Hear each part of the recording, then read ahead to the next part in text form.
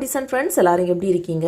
இது வரைக்கும் நம்ம channel Chris 2021 leave to the way subscribe பண்ணாமல் பார்த்துக்கிட்டு இருந்தீங்க அப்படின்னா ப்ளீஸ் சப்ஸ்கிரைப் பட்டனை ப்ரெஸ் பண்ணிக்கோங்க. கூடவே பக்கத்தில் இருக்கிற பெல் ஐக்கானையும் கிளிக் பண்ணிக்கோங்க. அப்போ தான் நான் போடுற வீடியோஸ் எல்லாமே உங்களுக்கு நோட்டிஃபிகேஷனில் வரும். ஸோ எப்போதுமே ஒரு விஷயமா இருந்தாலும் சரி, ஒரு வேலையாக இருந்தாலும் சரி, எனக்கு தெரியாதது வரைக்கும் தாங்க அடுத்தவங்க வந்து அதை பண்ணி கொடுக்கும்போது ரொம்பவே திருப்தியாக, ரொம்பவே பர்ஃபெக்டாக, ரொம்பவே கம்ஃபர்டபுளாக வந்து நான் ஃபீல் பண்ணியிருக்கிறேன்.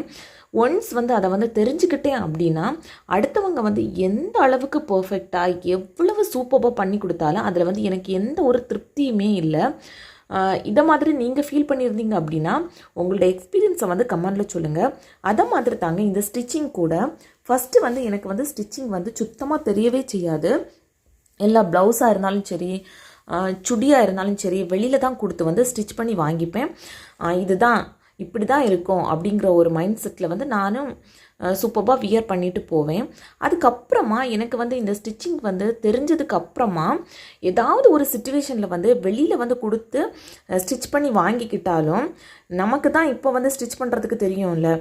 ஸோ எவ்வளோ தான் அவங்க வந்து சூப்பராக ஸ்டிச் பண்ணி கொடுத்தாலும் அதில் வந்து எந்த ஒரு கம்ஃபர்ட்டுமே இருக்காது. எதனால் அப்படின்னு பார்த்தீங்கன்னா ஏதாவது ஒரு குறை, அந்த பக்கம் கழுத்து விரிஞ்சு போனது மாதிரி இருக்கும், இல்லைன்னா டாட்டில் பிரச்சனையாக இருக்கும், ஏதாவது ஒரு ப்ராப்ளம் வந்து இருந்தது மாதிரியே இருக்கும். ஒரு கம்ஃபர்ட்டாக நமக்கு வந்து ஒரு ட்ரெஸ் வந்து வியர் பண்ணது மாதிரியே இருக்காது.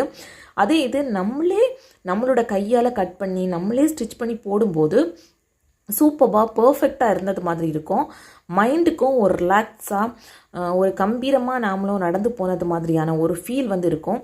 இந்த மாதிரி நீங்களும் ஃபீல் பண்ணியிருந்தீங்க அப்படின்னா லைக் பட்டனை ப்ரெஸ் பண்ணிவிட்டு உங்களோட எக்ஸ்பீரியன்ஸை வந்து கமெண்டில் சொல்லுங்கள். ஸோ உங்களோட ஃப்ரெண்ட்ஸ் அண்ட் ஃபேமிலிஸ்க்கும் இதை வந்து ஷேர் பண்ணிவிடுங்க.